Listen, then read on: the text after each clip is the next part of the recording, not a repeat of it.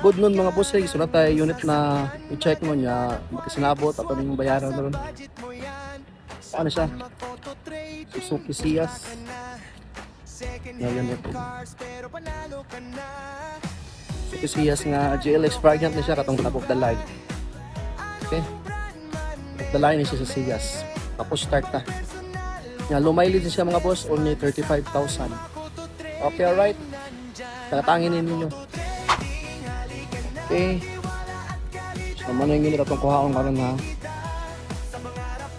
GLX variant top of the line.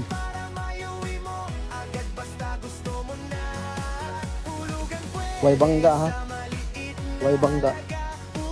May mga small scratches pero ato na siyang i-fix.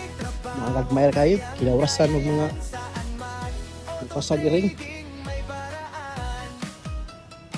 Okay. Kaya nagkasinabot naman namin ni Sir, nisunod namin sa opisina niya para ato i-check ang mga documents niya ato sa mata niyang payment. Kung magdukoy, ato na siyang bayaran o nagpirma na sa namin sa mga kinahanon yung pirmahanan. So, mo din ang unit, no? So, nakuha niyo ito niya yung screen. Naka-Android niya siya. Okay? Niya kasa maintain. Yung mga record din sa kasa mambaling, no? Niya bago oras din siya nagpa-service, nagpa-ilis o kanang kuan ETF para sa transmission, no? Okay, kompleto booklet niya duha ka bug ng yawi. Okay, duha ka yawi.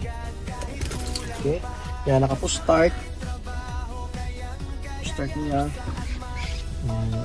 Retractable ang side mirror. Okay, alright.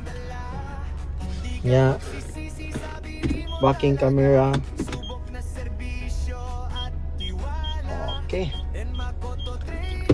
Okay, alright.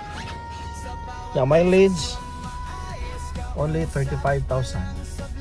Okay, alright mga bossing, atang-atangin ninyo. Kung interested mo ano, pwede rin nyo i-reserve. Okay? So, PM lang mo. Okay, alright.